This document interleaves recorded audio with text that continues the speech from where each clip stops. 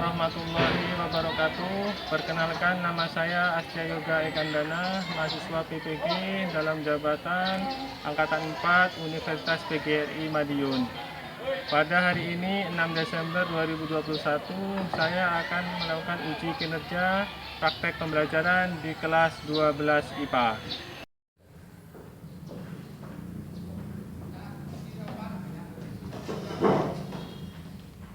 Assalamualaikum warahmatullahi wabarakatuh. Waalaikumsalam warahmatullahi wabarakatuh.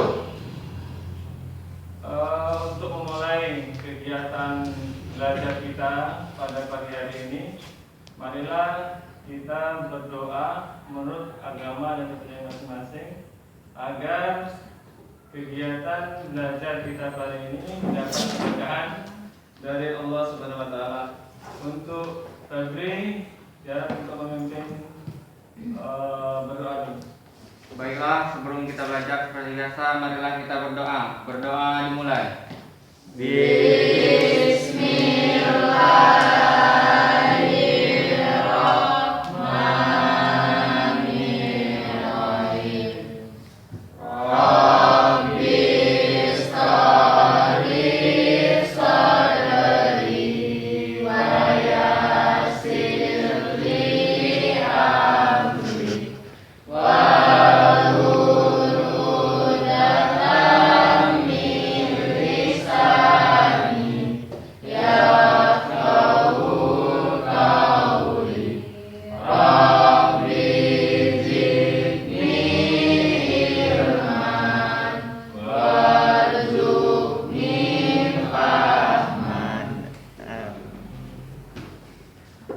Terima kasih untuk Febri dan anak semuanya.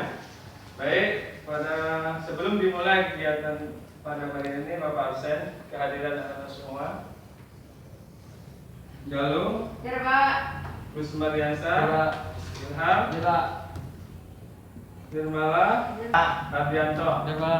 Oke, alhamdulillah nampaknya anak semua hadir dalam pembelajaran pada pagi ini.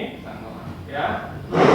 Nah, untuk meningkatkan rasa cinta kita kepada negara Indonesia, marilah kita menyanyikan lagu kebangsaan Indonesia, yaitu lagu Indonesia Raya, kepada Silvi untuk memimpin.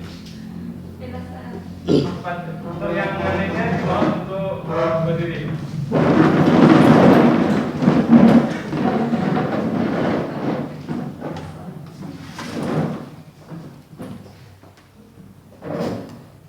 Hiduplah Indonesia Raya. Indonesia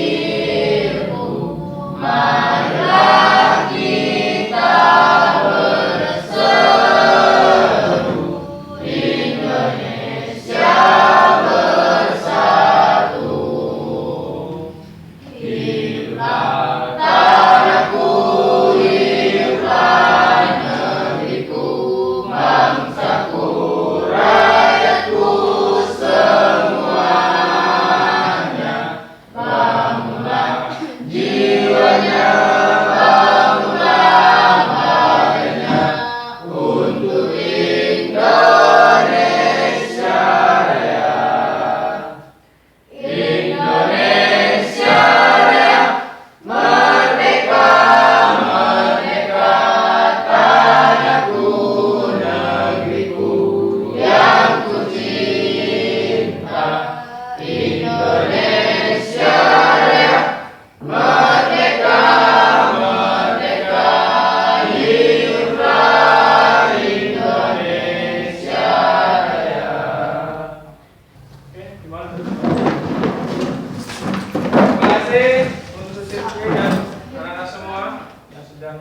Indonesia Raya. Gimana kabarnya pada pagi hari ini? Sehat. Alhamdulillah sehat. Walaupun dalam keadaan sehat, kita tetap menjaga namanya protokol kesehatan. Kenapa? Karena kita masih dalam posisi pandemi, ya, di mana kita tetap menjaga diri kita dari wabah virus corona yang sedang mewabah di negara Indonesia. Ya, alhamdulillah, anak semua dalam saat ini juga sudah sangat disiplin sekali, terutama protokol kesehatan, ya. Dan sekolah kita juga sudah sangat perhatian sekali, ya, dengan menjaga jarak, kemudian anak-anak tetap memakai masker yang benar, ya. Anak-anak semua, nah ini materi kita. Namun sebelum, ya, ke materi bab 2 terutama yang berkaitan dengan ini tadinya, kemudian materi pokoknya adalah dinamika pelanggaran hukum. Kita review dulu materi yang sebelumnya yang berkaitan dengan apa? Peran dari lembaga penegak hukum. Ada apa saja kemarin lembaga penegak hukumnya? Jaksa, kemudian pengacara, dan ada KPK, kemudian hakim, ya, dan terutama kepolisian. Nah, ini lembaga penegak hukum yang mana mempunyai peran masing-masing, baik dari hakim, pengacara, kemudian jaksa, kemudian KPK dan sebagainya. Nah, nih. Nah, kemudian selanjutnya di materi kita tadinya yaitu mengevaluasi praktik perlindungan dan penegakan hukum untuk menjamin keadilan dan kedamaian. Kemudian di buku paket di halaman 50. Silahkan dibuka di halaman 50.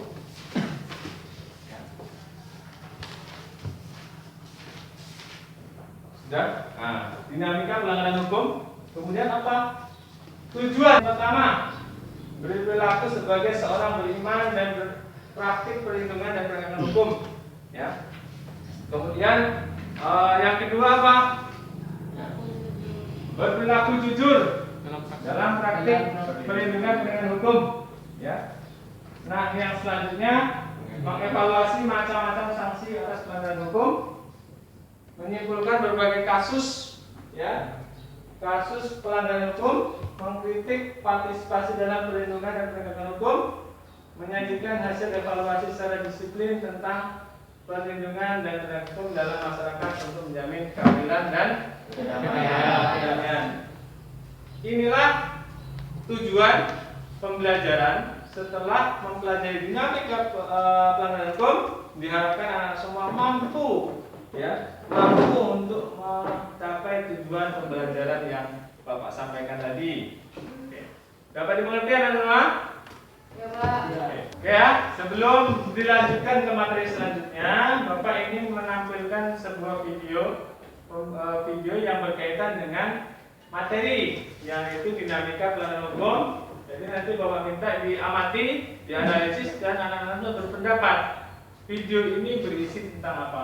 Oke, ya. Mohon perhatian.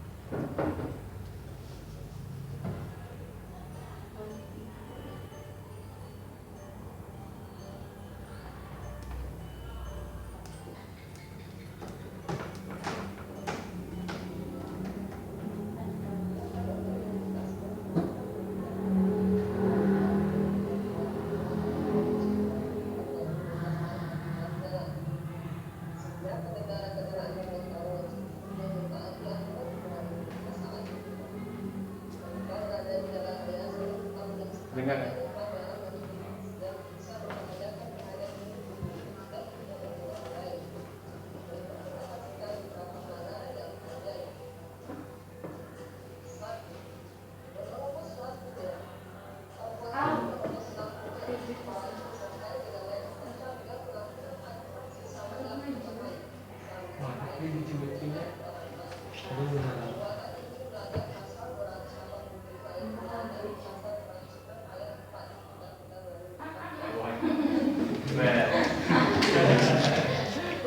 kawan.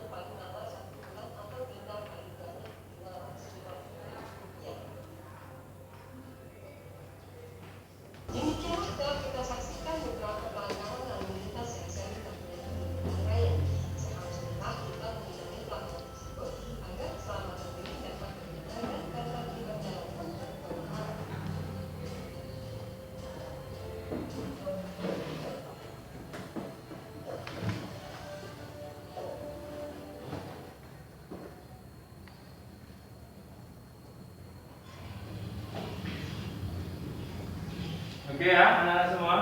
Nah, videonya sudah selesai untuk ditayangkan. Nah, apa isi dari video tadi berkaitan dengan materi kita pada pagi hari ini? Apa Ilham? Berkaitan tentang apa? Pelanggaran lalu lintas. Benar ada lagi? Nah, lagi tidak? Tidak ya? Tidak mematuhi peraturan lalu lintas. Nah, intinya yang tadi Bapak sampaikan itu adalah contoh-contoh dari bentuk pelanggaran lalu lintas yang sering banyak terjadi di masyarakat, bahkan atau kita sendiri yang mengalami, ya kan? Ya, tidak memakai helm seperti anak semua datang ke sekolah. Nah, itu bentuknya, ya. Kemudian lampu merah diterobos, kemudian ban motornya diangkat depan. Itu kan contoh. Nah, kemudian gambar juga ini bentuk dari pelanggaran. Kenapa bentuk pelanggaran? Jalur yang lewat jalur apa ya? Nah, jalur khusus, ya, atau kalau di Jakarta jalur khusus namanya busway. Ya. Nah, oke. Kemudian selanjutnya di materi berkaitan dengan pelanggaran hukum. Apa yang dinamakan oleh pelanggaran hukum? Oke, di buku di halaman 50 ada. Pelanggaran hukum Apa ya? itu juga perbuatan melawan hukum, yaitu tindakan seseorang yang tidak sesuai atau bertentangan dengan aturan-aturan yang berlaku. Perbuatan seseorang, ya, yang tidak sesuai atau bertentangan aturan yang berlaku. Contoh tadi dalam video juga disebut seperti itu. Dengan aturan berlalu lintas, salah satunya memakai helm. Nah, ada perilaku yang tidak sesuai. Apa itu? Itu tadi tidak memakai helm ketika berkendara, menerobos lampu merah, ya, berboncengan tiga, ugal-ugalan, kebut-kebutan. Kan nggak boleh berboncengan tiga di dalam lalu lintas. Ya. Ya, oke. Nah, ini selanjutnya.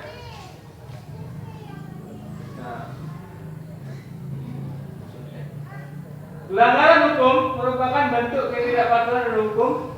Ketidakpatuhan hukum dapat disebabkan oleh dua hal. Jadi sebabnya ada dua hal, ya.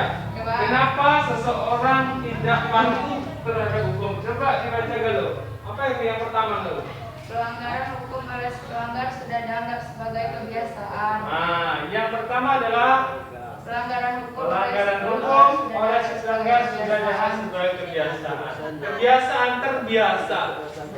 Ya, ini bahayanya nih yang pertama nih. Kenapa kok bisa dikatakan berbahaya? Karena ya di dalam atau ada suatu kejadian, ada pelanggar, kemudian tidak disanksi. Nah, akhirnya sudah terbiasa untuk melanggar. Contohnya sama seperti tadi, tidak memakai helm. Tidak ada yang menegur. Belum, kita harus taat terhadap aturan yang berlaku. Karena apa? Itu juga bermanfaat untuk kita. Seperti anak-anak semua nih datang terlambat, rugi siapa? Anak-anak semua yang rugi. Karena apa? Ya, karena anak semua sudah kehilangan jam untuk belajar. Ya, dimana belajar itu hak yang ada Dan dia semua hak yang harus diperoleh. Kalau terlambat belajar gimana? Nah, karena anak-anak semua sebagai generasi muda, ya, generasi penerus negara Indonesia ini, jadi haruslah lebih tertib. Kedua dibaca apa? Har. Hukum yang berlaku sudah tidak sesuai lagi dengan tuntutan kehidupan. Yang kedua, nah, ini hukum yang berlaku sudah tidak sesuai lagi dengan tuntutan kehidupan. Jadi hukum itu harus namanya fleksibel. Tahu fleksibel? Fleksibel itu apa? Mengikuti perkembangan zaman. Itu hukum. Ya kalau nggak ada gimana? Ya, karena setiap tahun, setiap berapa puluh tahun pasti ada namanya perubahan di dalam masyarakat. Jadi hukum itu harus mengikuti aturan itu, perkembangan itu. Supaya apa? Setiap kejadian yang ada di masyarakat itu bisa langsung ditangani atau langsung diberi sanksi oleh hukum, supaya tidak ada terjadi kebiasaan tadi nih. Nah, yang terbaru itu kan aturan tentang bagaimana kita menjalankan protokol kesehatan. Cuci tangan diatur. Dulu kan enggak. Ya, mau makan tidak cuci tangan setelah. Sekarang harus cuci tangan. Masuk sekolah cuci tangan dulu.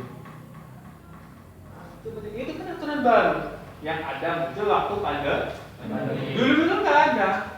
Dulu ada, cuma nggak segencar sekarang. Karena memang itu sudah diajarkan oleh Rasulullah SAW. Ya, kita berbersih lah. Ya. Ya, selanjutnya berkaitan tentang nih contoh-contoh pelanggaran hukum yang ada di dalam keluarga, masyarakat, sekolah, kemudian negara. Ya nggak lalu? Ya kan? Iya. Nah, dibaca dulu coba contohnya. Nah, yang pertama di lingkungan keluarga. Mengabaikan perintah orang tua. Wah, disuruh nih beli garam nggak mau, gengsi lah. Anak cowok suruh beli garam dapur. Nggak boleh. Apapun perintah orang tua, asalkan memang itu untuk kebaikan, ya silakan dilakukan. Kecuali kalau disuruh untuk melakukan yang negatif. Ya, Pak. Tapi Bapak rasa nggak mungkin orang tua nilai yang negatif. Ya, mustahil. Ya. Karena orang tua juga pasti menyarankan anaknya untuk berbuat Baik. Nanti tolong nih nanti pulang sekolah, ya. Kalau ada orang tua minta tolong, kerjakan, lakukan, walaupun anak-anak semua dalam kondisi capek, tetap harus melaksanakan. Karena itu bentuk bakti kita kepada Orang tua. Dan selanjutnya mengganggu nih, sering nih kalau anak-anak bersaudara, ya, adik sedang nonton TV diganti channelnya, nonton SpongeBob, ya nggak boleh. Nah, kita harus tetap Oke, yang selanjutnya ibadah tidak tepat waktu, malam-malam tak pagi setelah subuhnya, ya. Jam 6 baru mau sholat subuh.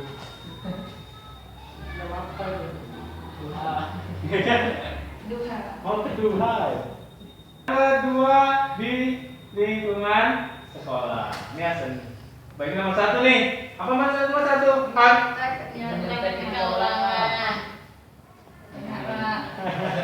Ya. Kan berbagi, Pak. Ya berbagi itu memang, tapi konteksnya yang kurang pas. Ya. Kenapa Bapak katakan konteksnya kurang pas? Ya. Karena memang berbagi untuk yang dalam hal ini ya tidak diperbolehkan. Yang kedua, datang ke sekolah terlambat tuh tadi waktu pacaran. Ya kan? Ya, Pak. Itu jangan ulangi lagi, Pak. Tapi alhamdulillah di kelas 12-nya tidak ada yang terlambat. Walaupun kita masih pacaran dengan protokol kesehatan. Jaga jarak. Tetap pakai masker. Nah, yang ketiga bolos mengikuti pelajaran. Ini rugi nih. Anak-anak itu sebagai generasi muda Pak sebenarnya. Siapa yang menggantikan presiden kita hari ini? Kalau bukan kita. 10 tahun nggak tahu kita nanti. Siapa tahu ada yang jadi presiden di kelas ini? Nah, Bapak. tahu. Iyalah. Ya kan? Cita-cita harus tinggi. Aku presiden. Boleh. Tapi dengan saya kita harus belajar nih. Gak ada sejarahnya presiden bolos sekolah. Gak ada. Gak ada. Itu gak ada. Hah? Ilham tak pernah ada. Ya, alhamdulillah. Insya Allah. Jadi ciri-ciri pertama kan ya, di lingkungan masyarakat. Apa yang lain? Mangkir dari tugas ronda malam. Sudah tahu jadwal malam minggu? Tidak datang. Yang kedua, tidak ikuti kerja bakti. Alasannya nggak jelas. Mau pergi entah pergi kemana. Nah, yang perlu Bapak tekoin yang nomor 3. Main hakim sendiri. Main hakim. Itu nggak boleh. Banyak kasus di dalam masyarakat. Ada maling, dipukul. Wah, jengkel lah Pak kalau saya dipukul. Tidak puas satu hati. Kan gitu kan? Tapi memang itu aturannya, nggak boleh. Ya kan? Karena walaupun dia pencuri, tetap ada namanya pelindung hukum untuk dia. Baiknya kita apakan? Kita serahkan kepada pihak yang berwajib. Ya, tingkat bawah ART, Pak RW, Pak Lurah, kalau ada polisi disuruh silahkan serahkan ke Pak Polisi. Malah dikit Pak cuma mukul kepala bentar. Enggak boleh. Ya kan? Kan itu, kan ada masalah seperti itu. Karena itu pasti. Yang ketiga, yang terakhir, dalam lingkungan bangsa dan negara tidak memiliki KTP.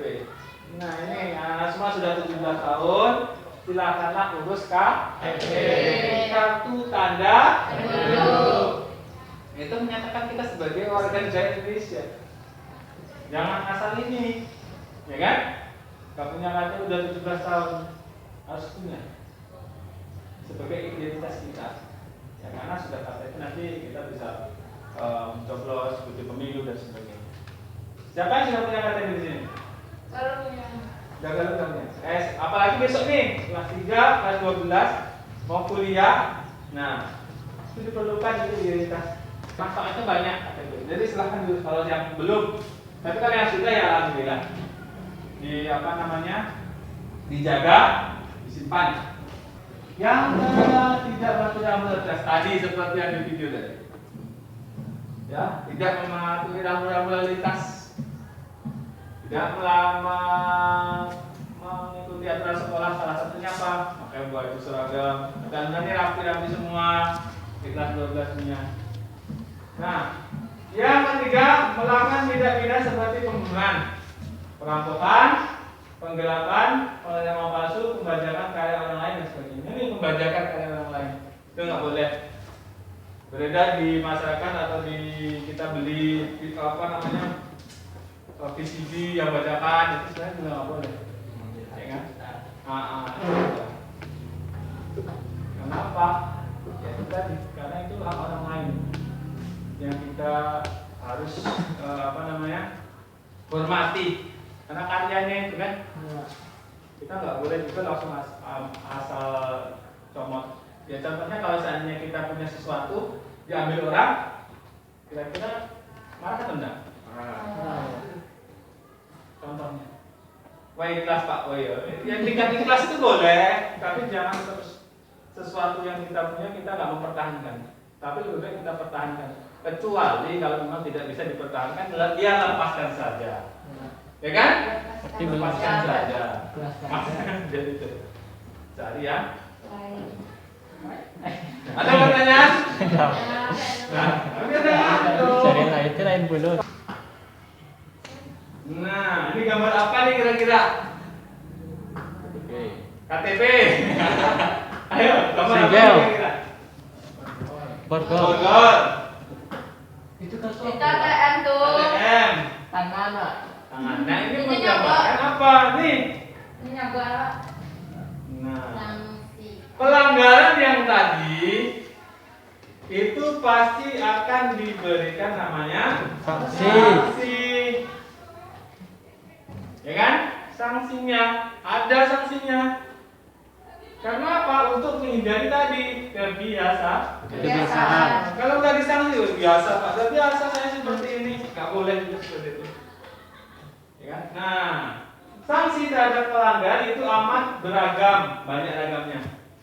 Sifat jenis sanksi dari setiap norma atau hukum berbeda satu sama lain. Akan tetapi tujuannya sama. Apa tujuannya?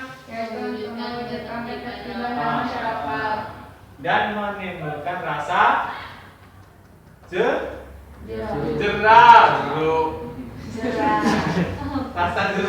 rasa jerah itu apa namanya? Apa ya?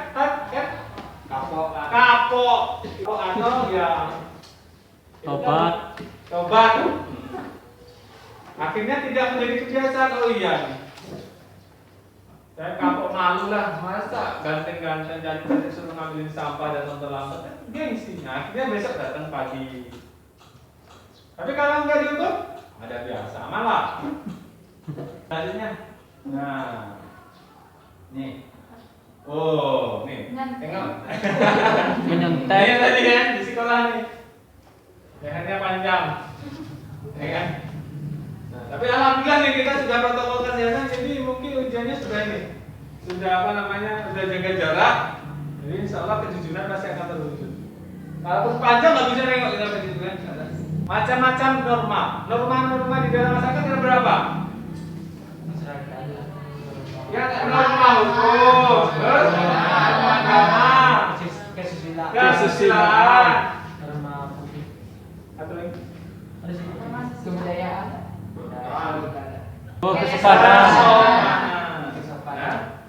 Nah, kemudian yang terakhir baru norma hukum. 4 norma ini yang ada di dalam masyarakat mempunyai sanksi yang berbeda sifatnya. Yang saya sampaikan tadi. Banyak halnya ini norma agama, gak langsung sanksinya. Kenapa dikatakan gak langsung? Karena norma agama bersumber dari Atas. dari wahyu mahkasa. Dari wahyu. Melalui perantara Nabi Muhammad. Bisa lagi rubah ya. Sanksinya apa? Dosa. Kalau melakukan perbuatan jelek, pahala kalau kita melakukan perbuatan yang baik. Itu dirasakan kapan? Pas meninggal. Kalau kita sudah Meninggal. Kalau orang yang memberi contekan itu Pak dosa nggak Pak? Orang yang mencontekan Sama tuh. Sini hukum. ya. Ini pertanyaan nih dari Gus Maniansyah. Kalau orang yang memberikan contekan dapat dosa enggak? Pak. Kan berbagi, Pak. Berbagi. Oke. Gini, perlu digarisbawahi. Untuk yang memberi contekan dan menerima contekan dan yang meminta tidak boleh. Ya kan? Namanya tidak boleh sudah pasti sudah perbuatan yang Nah, perbuatan tercela dapatnya apa? Anak sudah bisa menentukan sendiri, ya kan? Jadi sebelum melakukan sesuatu itu dipikirkan terlebih dahulu. Jangan sampai kita rugi di belakang. Ya, nah, oke, itu ya agama. Norma kesusilaan, sanksi dan kesopanan tidak ada. Kesusilaan dulu, nggak tegas. Kenapa nggak tegas? Karena norma kesusilaan bersumber dari mana? Hah? Dari apa Pak? Dari masyarakat. Bukan. Berianglah. Hah? Kesusilaan bersumber dari mana? Adanya norma kesusilaan. Dari kita sendiri, yaitu hati nurani. Hati nurani kita. Hati nurani kita itu selalu untuk melakukan perbuatan yang baik. Pasti. Dan kalaupun ada kita melakukan suatu perbuatan buruk atau jelek, pasti setidaknya kita pasti menyesal. Kesopanan. Dari mana kesopanan sumbernya? Diri sendiri. Kepribadian sendiri. Bukan. Dari mana? Dari didikan orang tua. Dari orang tua. Bukan. Dari mana? Dari akhlak, Pak. Pergaulan hidup dengan masyarakat. Sanksinya apa? Sanksinya berupa cemoohan. Ya dicap. Positif. Oh ya anak gadis si A. Dicap yang enggak baik. Balik jam 10 malam dengan cowok. Nah, itu. Dikucilkan di dalam masyarakat. Yang terakhir, hukum. Sanksinya tegas Dan nyata. ya. Sumber dari norma hukum dari mana? Siapa yang membuat norma hukum? Pemerintah. Aturan-aturan, undang-undang, kebijakan dan sebagainya. Berbeda dengan 3 sila di atas. Nah, ini ya perbedaannya. Ya. Sifat sanksi norma itu ada tegas. Ya. Tegas, jelas. Ada aturannya. Coba dibaca sel. Baca sel. Masuk tegasnya mana sel? Tegas berarti adanya aturan yang telah dibuat saya telah diatur dalam peraturan undang-undang, misalnya hukum pidana mengenai semacam. Sanksi diatur dalam pasal 10 KUHP. Dalam pasal tersebut ditegaskan bahwa sanksi pidana berbentuk hukuman yang menjadi. Ya. Tuh. Jadi ada disebutkan di dalam aturan, dibuat, dibukukan, ditulis. Itu ya. Itu. Tegas. Kemudian karena tegas itu sifatnya dibagi 2 lagi. Ada Hukum pokok dan hukum tambahan. hukum pokok dan hukum tambahan. Sebelum ke hukum pokok dan hukum tambahan ada sanksi sifatnya satu. Kemudian nyata. Kalau nyata apa Siti? Berarti adanya aturan secara material telah ditetapkan pada hukuman berdasarkan perbuatan yang dilanggarnya. Nah, jadi memang sudah nyata ada aturan itu, nggak cuma ngawang-ngawang. Kayaknya itu kan masih. Sudah nyata. Nah, kemudian pokok, hukuman pokok dan hukuman tambahan. Hukuman pokok terdiri dari hukuman Hukuman penjara yang terdiri atas hukuman seumur hidup. maksimal 20 tahun, minimal 1 tahun. Hukuman tambahan apa itu? Pencabutan hak tertentu. Pencabutan hak tertentu. Hak politik. Nggak boleh nyalon sebagai ketua RT, RW, kemudian presiden paling besarnya. Nah ya, yang selanjutnya perampasan barang-barang tertentu. Hah? Penyitaan Pak. Penyitaan. Korupsi kan disita itu barang-barangnya itu ya. Hasil korupsinya disita untuk kepentingan negara. Dipartisipasi. Partisipasi masyarakat dalam perlindungan dan penegakan hukum dapat diwujudkan dengan suatu kepatuhan. Bagaimana caranya? Seseorang itu berpartisipasi dalam hukum, ya kan? Dengan cara patuh atau mengikuti aturan yang berlaku. Datang ke sekolah tepat waktu, nggak terlambat, ya kan? Ketaatan atau kepatuhan terhadap hukum yang berlaku memang konsep nyata dalam diri seseorang. Kepatuhan mengandung bahwa seseorang memiliki kesadaran untuk apa? Yang pertama, apa coba? Memahami dan menggunakan peraturan perundang-undangan yang berlaku. Iya, memahami peraturan. Kita disuruh apa? Kita dilarang apa? Pahami dulu. Jangan asal Sebut. Yang kedua, mempertahankan hukum yang ada. Hukum yang ada. Nah, ini menegakkan Dan kepastian menegakkan hukum. kepastian. menegakkan. Jangan asal. Pokoknya intinya kita harus hidup dengan hukum yang Berlaku.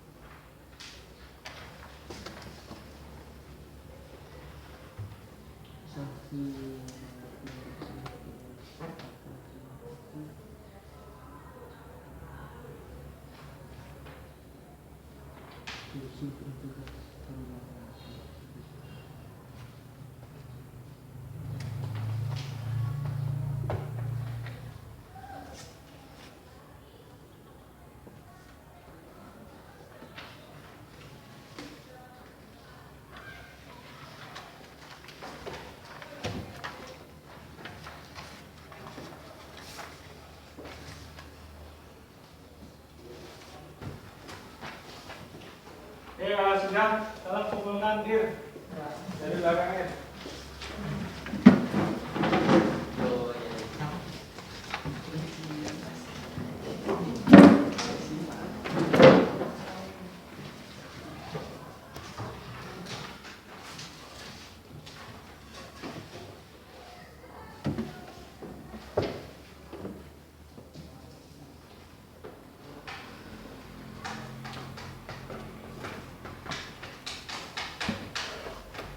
Oke, terima kasih.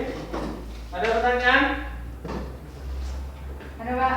Nah, Mengapa perlindungan dan penegakan hukum mutlak harus dilakukan dalam sebuah negara yang demokrasi? nah, intinya mengapa perlindungan dan penegakan hukum itu perlu ada dalam sebuah negara? Oke, ada yang sama. Kenapa perlindungan hukum dan penegakan hukum itu ada? Diperlukan supaya negara aman. supaya negara aman. Maksudnya Supaya tidak terjadi pelanggaran HAM. supaya tidak terjadi pelanggaran, aman, tidak terjadi pelanggaran. Sebuah negara itu perlu adanya perlindungan penegakan hukum. Ya satu, untuk menjaga tadi apa? Menjaga keamanan negara. Ya, supaya aman negaranya. Kemudian warganya itu merasa nyaman, aman tinggal di sebuah Negara. negara. Kalau nggak dilindungi, ya contohnya di kelas ini nih. Kalau seksi keamanan tidak berjalan dengan baik, pena sering hilang. Walaupun 1000 pena hilang, rugi. Ya Pak. Pasti nggak nyaman. Akhirnya pergi tas kemana-mana dibawa. Dalam kan nggak di sini, ya kan? Tas ditinggalkan di kelas, berarti kelas memang aman. Semua barangnya nggak ada yang hilang dan sebagainya. Itulah bentuk perlindungan penegakan hukum. Menimbulkan rasa aman, nyaman, terutama kepada warga Negara. Oke, lalu jelas. Jelas Pak. Simpulkan materi kita pada hari ini bahwa dinamika pelanggaran hukum, ya, dinamika pelanggaran hukum itu ya tadi sudah dijelaskan pelanggaran itu orang yang tidak patuh, ya. Jadi yang Bapak harap anak-anak semua sekarang sudah tahu aturan seperti apa, taati, ya kan? Kemudian setiap pelanggaran pasti akan diberi sanksi supaya kita hidup aman, nyaman, hindari pelanggaran supaya kita tidak mendapatkan sanksi. Yang ketiga, berbagai macam aturan, ya kan? Ada norma agama, kesusilaan, sopanan, hak hukum, itu yang berlaku dalam masyarakat kita harus taati. Nah, untuk minggu depan kita pengambilan nilai karena kebetulan pas kita selesai di materi kita di hari kedua tentang perlindungan dan penegakan hukum. Jika tidak ada pertanyaan lagi, Bapak mohon maaf tidak ada salah dalam penyampaian. Insya Allah kita ketemu minggu depan. Jadi mohon dipelajari bab 2-nya untuk pengambilan nilai agar anak-anak semua dapat nilai yang maksimal. Terima kasih. Wassalamualaikum warahmatullahi wabarakatuh. Waalaikumsalam warahmatullahi wabarakatuh.